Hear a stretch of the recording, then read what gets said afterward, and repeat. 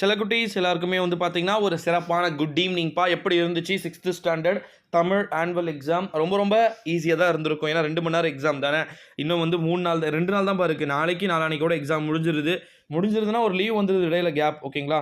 ரம்ஜான் நோன்பு ஸ்டார்ட் ஆகுறதுனாலயும், அப்புறம் வந்து ரம்ஜான் டேட் வந்து கொஞ்சம் சேஞ்ச் ஆகியிருக்கிறதுனாலயும் 2 எக்ஸாம் வந்து பார்த்தீங்கன்னா, தேதி குறிப்பிடாம 15 நாள் கழிச்சு வந்து தள்ளி வச்சிருக்கிறாங்க. அதாவது வந்து பார்த்தீங்கன்னா, நம்முடைய மே மந்த்து ஓகேங்களா? ஏற்கனவே லீவு. ஏப்ரல் மந்த்ல பாதி நாளுக்கு மேல நம்ம லீவ் இருக்கும்னு நெனச்சோம். ஆனா பார்த்தா இங்க ட்விஸ்ட் எதிர்பாராத ட்விஸ்ட். 10 நாள் முன்னாடி லீவு, இடையில எக்ஸாமு, மறுபடியும் கொஞ்ச நாள் லீவு. அந்த மாரி கொஞ்சம் குட்டைய குண்டக்க மண்டக்க குழப்பிட்டாங்க. சரி ஓகே வாங்க வீடியோக்குள்ள போகலாம். பாருங்க செக்ஷன் ஏல ஃபர்ஸ்ட் 3 வந்து பார்த்தீங்கன்னா, சினானிம்ஸ் வந்து கேட்டிருக்காங்க. 7th ஸ்டாண்டர்ட் ஓகேங்களா? இங்கிலீஷ் ஆனுவல் எக்ஸாம்க்கான மாடல் கொஸ்டின் பேப்பர் தான் இது ஓகேங்களா? நெறைய பேர் 2024ன்னு வந்து சொல்லுவாங்க. பட் இது மாடல் கொஸ்டின் பேப்பர். அடுத்தது வந்து பார்த்தீங்கன்னா, சினானிம்ஸ் முடிச்சிட்டிங்கன்னா, ஆன்டனிம்ஸ் வந்து கேட்டிருப்பாங்க. அது முடிச்சிட்டிங்கன்னா, மேட்ச் த ஃபாலோவிங் வந்து கேட்டிருக்கிறாங்க பாருங்க. அடுத்தது சிலபிலிஃபை ஃபார் த ஃபாலோவிங் அப்படின்னு சொல்லிட்டு ஒரு 4 சென்டென்ஸ் வந்து கொடுத்துருக்குறாங்க.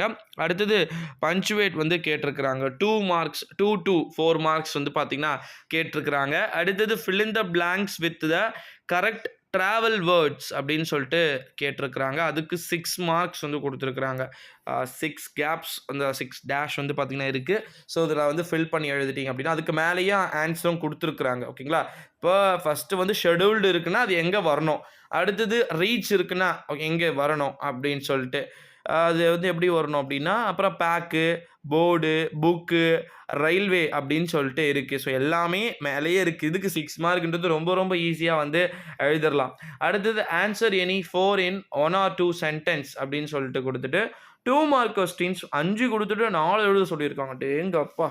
அடுத்தது வந்து செக்ஷன் பி நம்ம போனோம் அப்படின்னா, read the lines and answer the questions அப்படின்னு சொல்லிட்டு கிட்டத்தட்ட வந்து ஒரு 2 லைன்ஸ் வந்து குடுத்துடுறாங்கன்னு வச்சுக்கோங்க.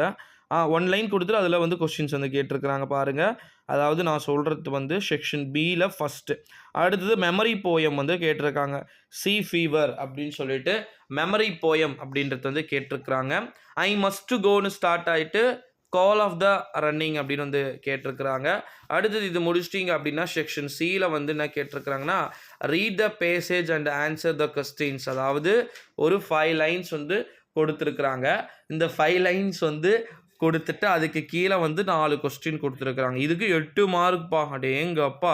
இது மாதிரிலாம் எங்களுக்கு இப்போ படிக்கிற 10th 11th 12th 8 10லாம் கொடுத்தாங்கன்னா அசால்ட்டாக பாஸ் ஆகிடலாம். பட் 7th ஸ்டாண்டர்ட் இப்போவே இதெல்லாம் எழுதினா தான். இதெல்லாம் வந்து நீங்கள் ஃபியூச்சரில் 10th 11th 12th வரும்போது இதுக்கெல்லாம் 3 4 மார்க் தான் ஓகேங்களா? அடுத்தது வந்து பாருங்கள், ஸ்பீக்கர் த கேரக்டர் வந்து கேட்டிருக்கிறாங்க பார்த்தீங்களா? இது 5 மார்க்ஸ் வந்து கொடுத்துருக்குறாங்க. அது முடிச்சிட்டிங்கன்னா, write a letter to your class teacher asking him her 2 days leave for fever அப்படின்னு சொல்லிட்டு சொல்லியிருக்கிறாங்க ஓகேங்களா?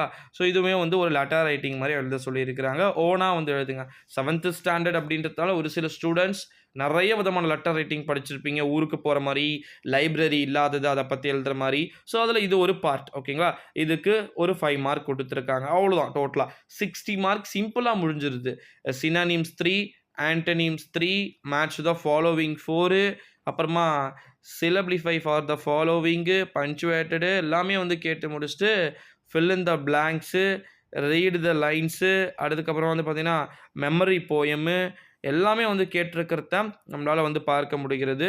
ஸோ இதெல்லாம் சேர்த்து 60 மார்க். 60 மார்க்கில் எவ்வளோ எடுத்தாலுமே பாஸ் தான்ப்பா. நீங்கள் பயப்பட வேண்டிய அவசியம்ன்றது கிடையாது. Thank you so much. இந்த வீடியோவை உங்கள் ஃப்ரெண்ட்ஸ் அண்ட் ஃபேமிலி எல்லாருக்குமே வந்து ஷேர் பண்ணிக்கோங்க. மேக்ஸிமம் இந்த வீடியோவை எல்லாருக்குமே வந்து ஷேர் பண்ணிக்கோங்க.